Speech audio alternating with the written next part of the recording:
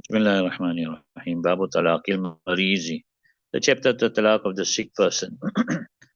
So this is a sick person who's about to die.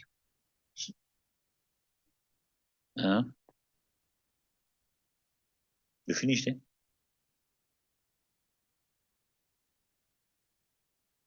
Right.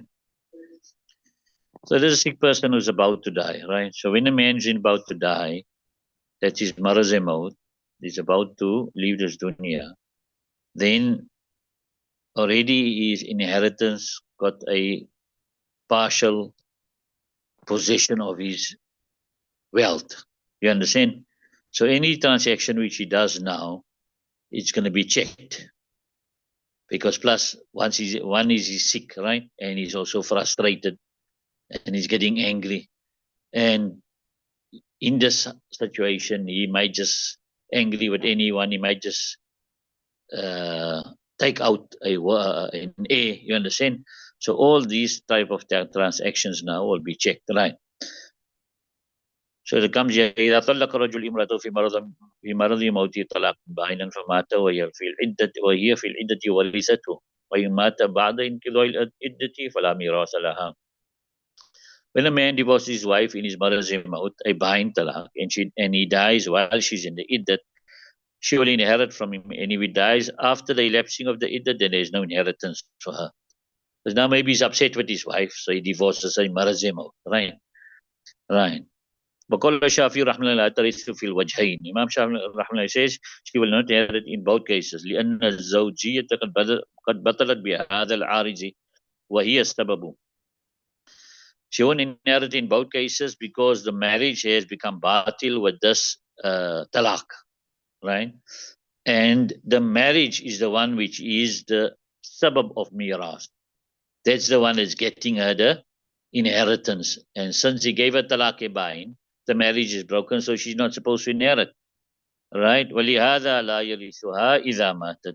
And for this reason, he will not inherit from her when she dies. And even Ahnaf say that if she dies, he won't inherit.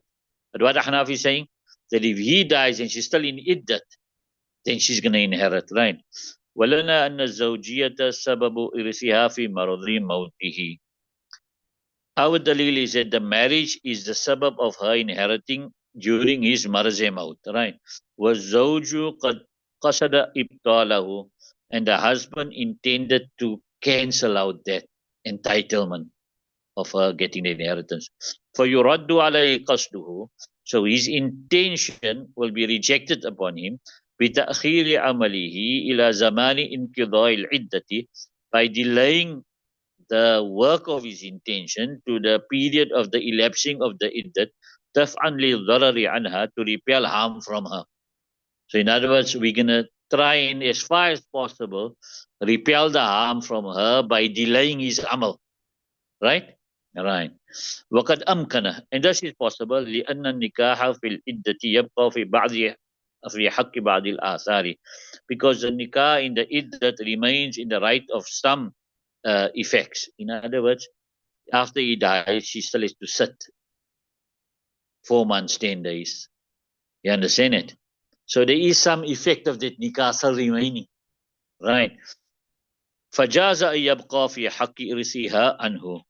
So it's permissible that it can remain in the right of her inheriting from him. Right. بخلاف ما بعد الانقضاء, contrary to after the elapsing of the iddat, لأنه لا إمكان, because now it's no more possible. There's nothing we can do now. You understand it?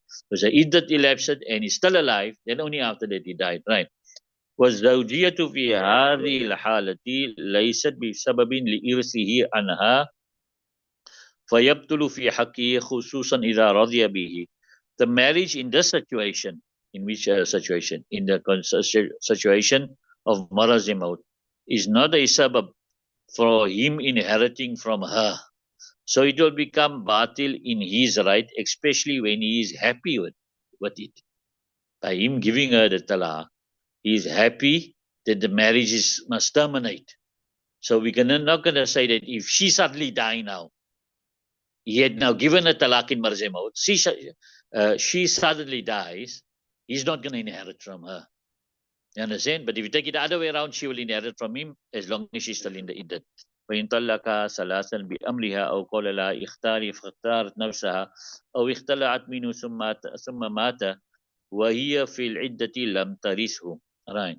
And if we divorce her thrice with her command, she asked for it. You understand it? Or he said to her, choose, then she chose herself.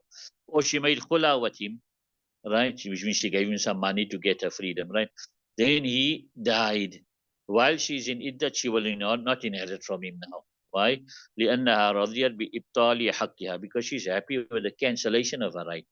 The fact that she's opting to go out of the nikah, despite the fact that she knows my husband is very sick, you understand? So shows that she is happy not to get inheritance. But تأخير لحقها, and the delaying of the cancellation of her right was for her right. You understand? The delaying of the cancellation was for her right. Right. وإن قالت طلقني للرجعة فطلقها ثلاثا ورثته. And if she said divorce me, a raj'i divorce, and he divorced her 3 times, then she didn't inherit. لأن الطلاق الرجعية لا يزيل النكاح, because a raj'i talaq doesn't remove the nikah. فلم تكن بسوالها راضية ببطلان حقها. So she is not, with her asking for a raj'i talaq, happy with the cancellation of her right. You understand? Right. While she's in everything will apply only when she's in it. It's only to that extent or to that period when we can protect her. After that, it's out beyond the hands of, you understand?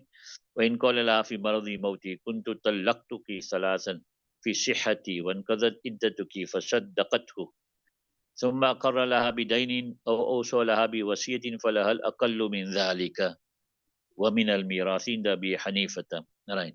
And if he said to her in his marriage mode, I divorced you thrice already in my siha, right, when I was healthy, and your iddat has elapsed. And she said, yes, you did do that. Then he confesses for a debt, or he makes a wasiyat for her. Then she's going to get the lesser of that and of inheritance, according to Imam Bonifa. What Imam Bonifa Rahman is saying here is the husband and wife, they made a plan. So they said, now let's work out something for you now. We want to give you more. You're only entitled to 1/8. So we're going to give you more. How are we going to give you more? We say now, hey, I already divorced you. And your iddat is finished now already. And she says, yes, yes. And now they're saying this all in front of the other heirs. You understand? Then she said, okay, now I make a wasiyat for you. Wasiyat can make up to 1/3. You understand? It's a lot of money. Or you make a heavy claim that I owe her so much money. You understand it? So Imam Bani Farah says she'll get the lesser of the two. وقال أبو محمد يجوز إقراره. Sahib and say a confession is permissible. ووصيته and his wasiyat. وإن طل right. So that's Sahib and say that, right?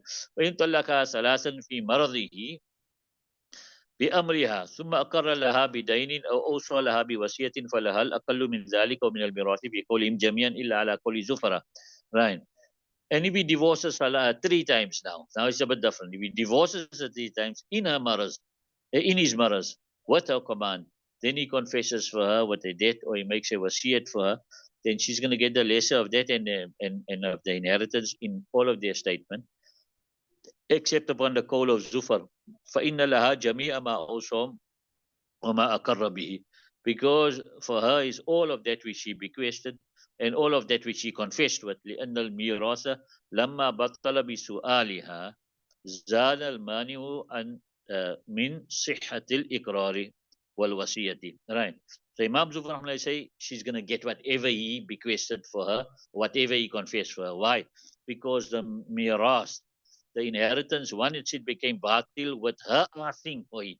She's asking for the talaq, right? Then the preventer has gone away from the correctness of confession in wasiyat, because now she's a stranger. After talaq is valid now, and she's not going to get inheritance because she asked for the talaq. You understand? And since now she asked for the talaq and she's a total stranger, whatever he makes wasiyat of and whatever he confesses will be valid, will be valid. Okay. We'll have to do that other one then.